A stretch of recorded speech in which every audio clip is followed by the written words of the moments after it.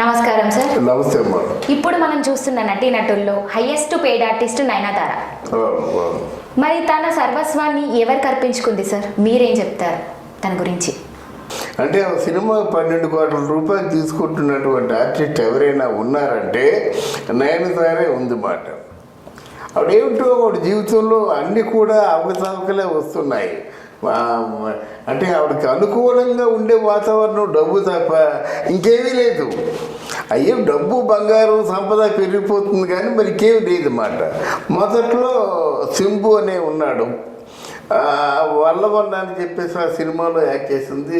ఇద్దరు లిప్లా కిస్సులు పెట్టుకున్నారు, కొంతకాలం తిరిగారు.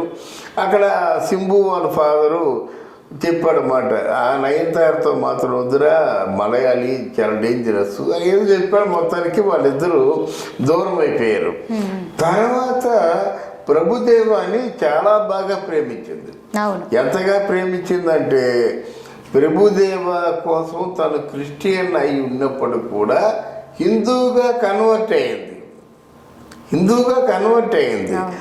కన్వర్ట్ అయిన తర్వాత ప్రభుదేవ భార్య ఎంత అడిగితే అంత ఇచ్చింది. దగ్గర 40 కోట్ల రూపాయలు ఇచ్చింది. తర్వాత తన దగ్గర ఉన్నటువంటి బంగారం అంతా ఎన్ని కేజీల బంగారం ఉందో అన్ని కేజీల బంగారం కూడా ఇచ్చేసింది, వాళ్ళకి ఇచ్చేసింది. ఏమిటి నయనతార తాలూకు తెగింపు! ఆ డబ్బంతా ఇచ్చేసింది, బంగారం అంతా ఇచ్చేసింది. ఎక్కడికి లాగుతుందని అనుకున్నాను మేము. అనుకుంటే తెరా ఏం చేసింది, నువ్వు నా మొగుడు జోలికి వచ్చినట్టయితే నిన్ను కేసు పెడతాను, అరెస్ట్ చేయించేస్తానని చెప్పేసి ప్రభుదేవ భార్య ఈవిడ మీద తిరగబడితే అప్పుడు ప్రభుదేవ కూడా ఎందుకో భయపడిపోయాడు. ఈవిడ తరఫున ఆయన నిలబడలేదు. ఆ విధంగా ఆ సంబంధం పోయింది. మళ్ళీ కష్టపడింది, మళ్ళీ సంపాదించింది, కోట్ల రూపాయలు సంపాదించింది. ఏదో సినిమాలో ఒక అసిస్టెంట్ డైరెక్టర్ కనిపించాడు. వాస్తవానికి నయనతార కంటే చిన్నాడే, చిన్నవాడు, వయసులో చిన్నవాడు, వాడు డబ్బులు ఏమి లేవు, అసిస్టెంట్ డైరెక్టర్ అన్నమాట. ఆయన్ని ప్రేమించి ఆయనతో ఒక సినిమా తీసి 200 కోట్లు అంతో సినిమా తీసింది. సినిమా తీసిన తర్వాత విఘ్నేష్ శివన్ అనే వ్యక్తిని పెద్ద ప్యాలెస్లు కొనేసి సినిమా తీసి మొత్తం ఉన్నది లేనిది ఊడింది అంతా పెట్టిన తర్వాత ఏమైపోయిందంటే ఇప్పుడు నిజంగా ఒక సరోగసి ద్వారా 2 బిడ్డల్ని కూడా సంపాదించింది.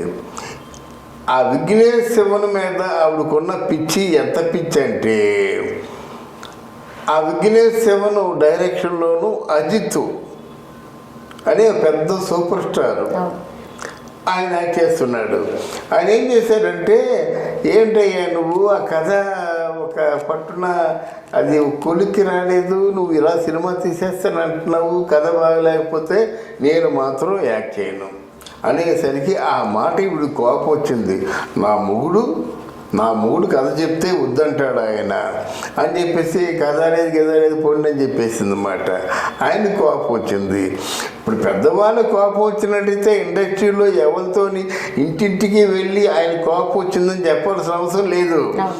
అజిత్ లాంటి వాడు కోపం వచ్చినట్టయితే ఇండస్ట్రీ అంతా కూడా తిరగబడుతుంది అన్నమాట. అలా తిరగబడింది. ఈరోజు ఈ నయనతార పరిస్థితి ఏంటంటే ఉన్న డబ్బంతా సినిమాలు పెట్టేసింది, ఏమీ లేదు. ఇప్పుడు సినిమాల్లో యాక్ట్ చేస్తేనే అవకాశం, సంపాదన, లేకపోతే ఉన్నదంతా విఘ్నేష్ శివను విఘ్నేష్ ఆయన పెట్టేసింది అన్నమాట. మళ్ళీ seize on the road now. 2 పిల్లలు ఉన్నారు, మొగుడు ఉన్నాడు, ఆ ప్యాలెస్ ఉంది. మరి రొటేషన్ ఇన్కమ్ రావాలి కదా. అంటే 12 కోట్ల రూపాయలు వచ్చే సినిమాలు లేకపోతే ఎంత నష్టం? 12 కోట్లు అంటే జీవితాంతం బతికేవచ్చు మంచి వాళ్ళు అయితే. ఇప్పుడు అట్లాంటి ఇప్పుడు వాటి కోసం మళ్ళీ ఇప్పుడు జై అనే ఒక హీరోతో రాజు రాణి సినిమాలో యాక్ట్ చేశారు కదా, ఆయనతో ఇప్పుడు మరి కొత్తగా సినిమాల్లో యాక్ట్ చేయబోతుంది అన్నమాట. తన సర్వస్వాన్ని కలిసి ఒక ప్రభుదేవ కల్పించింది. ఆ కాస్త మిగిలిందంతా మిగిలిన శివునికి అర్పించింది అన్నమాట. నీ ఉద్దేశం అదే అనుకుంటాను.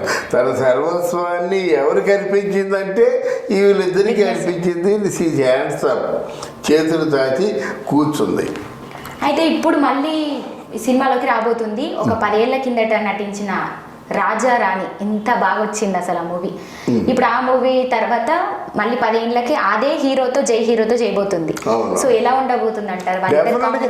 డెఫినెట్గా ఇప్పుడు నయనతార తాలూకు పెర్ఫార్మెన్స్ కానీ ఎంత బాగుంటుందమ్మా. నయనతారలో ఉన్న గొప్పతనం ఏంటంటే మన తెలుగులో హీరోయిన్ విజయశాంతి లాగా తమిళ్లో నయనతార మంచి రొమాన్స్ చేస్తుంది, డ్యాన్సులు బాగా చేస్తుంది, యాక్షన్ బాగా చేస్తుంది, క్యారెక్టర్లో లీనమైపోతుంది అన్నమాట. కనుక డెఫినెట్గా కూడా ఆవిడ తాలూకు క్యారెక్టర్కి ఆవిడ యాక్ట్ చేసిన సినిమాలు బాగా ఆడుతాయి అన్నమాట. కానీ ఒకటి క్యారెక్టర్ ముఖ్యం. నేను నా మూడంటే 4 గోళ్ళ మధ్య చూసుకోండి. అంతేగాని ఇండస్ట్రీలో నేను నా మూడంటే తీసి పక్కన పారేస్తారు, అంతే కదా. శివాజీ గణేష్ను ఎంజి రామచంద్రుల కంటే పెద్దవాళ్ళు కాదు. కానీ మీరు ఆ రోజు ఎంజి రామచంద్రును, బి సరోజ ఎంత పెద్ద హీరోయిన్లు. ఆ రోజు శివాజీ గణేష్ను, మన ఎవరు సావిత్రమ్మ ఎంత పెద్ద హీరోయిన్లు. అలాంటి వాళ్ళే సహజంగా కాలగల్పంలో కలిసిపోతారు. నువ్వే మాత్రం అది ఆలోచించుకొని వచ్చిన అవకాశాలు నిలబెట్టుకోవాలి. మంచికి చెడ్డకి మా వినయం విధేయతలు నేర్చుకోవాలి. అవి లేకపోతే నయనతారైనంతే, జయతారైనంతే. ఏదైనా మన కల్చర్ని ఇష్టపడతారు సినిమా వాళ్ళు అన్నమాట. కల్చర్ అంటే సంస్కృతి సంప్రదాయాలను ఇష్టపడతారు. అలాగా ఆ రెండు మెయింటైన్ చేసి ఎంతకాలమైనా బ్రతకచ్చు. లేదా నువ్వు మంచి నవయవనంలో ఉన్నావంటే మాత్రం నిన్ను ఎవరు తీసుకుంటాడు? ఎవడు తీసుకోడు. అలా ఉండిపోవలసిందే.